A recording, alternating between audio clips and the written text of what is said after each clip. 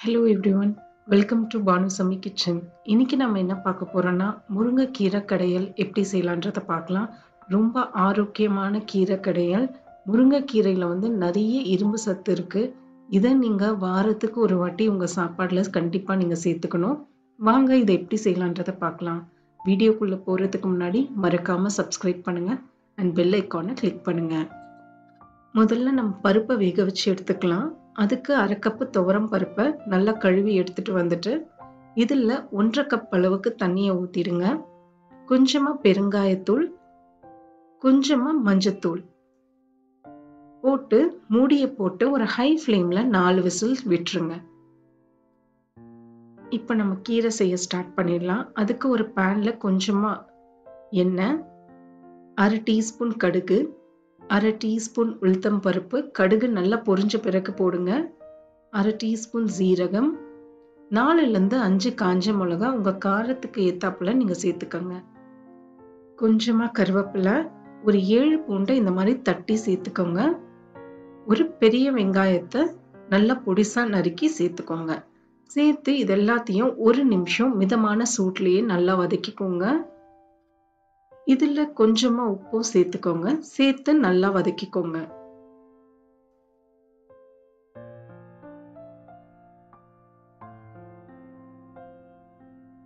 இப்போ இதுல ஒரு அரை தக்காளியை நல்லா பொடிசா கட் பண்ணி நான் சேர்த்திருக்கேன். சேர்த்து நல்லா வதக்கிக்கோங்க. பாருங்க நல்லா வதங்கிடுச்சு. இப்போ நம்ம இதுல நல்லா சுத்தம் பண்ணி கழுவி வச்சிருக்கிற முருங்கை இலையை சேர்த்துக்கலாம். 2 கைப்பிடி அளவு, நீங்க ஃபுல் கைப்பிடி அளவு சேர்த்துக்கோங்க. சேர்த்து நல்லா முருங்கைக்கீரையை நல்லா அந்த வெங்காயம் தக்காளி கூடயே நல்லா வதக்கிக்கோங்க. முருங்கைக்கீரையில நிறைய இரும்பு சத்து இருக்குங்க. இது நீங்க கண்டிப்பா வாரத்துக்கு ஒரு வாட்டி சாதத்துல சேர்த்துக்கணும். இப்போ இதுல கொஞ்சமா உப்பு சேர்த்துக்கோங்க. சேர்த்துட்டு நல்லா வதக்கிக்கோங்க.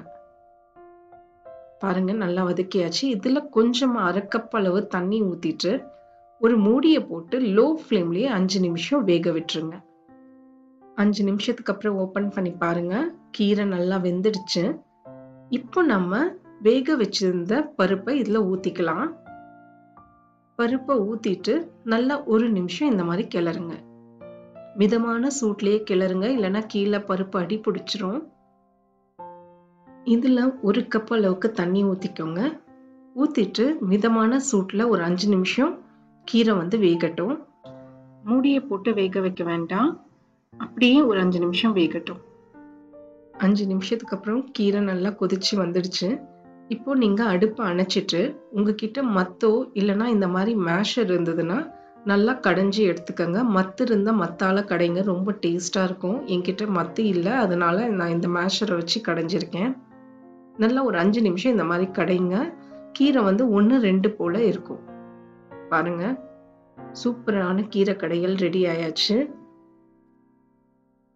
பாருங்க கீரை கடையல் ரெடி. இது நீங்க சாப்பாடுல கொஞ்சமா நெய்யை விட்டு பிசைஞ்சு சாப்பிட்டீங்கன்னா சூப்பரா இருக்கும். நான் இப்போ அதான் பண்ண போறேன். கொஞ்சமா சாப்பாடுல நெய்யும் கீரை கடையலும் ஊத்தி சாப்பிடுங்க. இது கூட கருணக்கிழங்கு வறுவலோ உருளைக்கிழங்கு பொரியலோ சூப்பரா இருக்கும். ட்ரை பண்ணி பாருங்க. இது எப்படி வந்ததுன்றது எனக்கு கமெண்ட்ஸ்ல சொல்லுங்க. மறக்காம சப்ஸ்கிரைப் பண்ணுங்க and bell icon-ஐ கிளிக் பண்ணுங்க. Thank you for watching.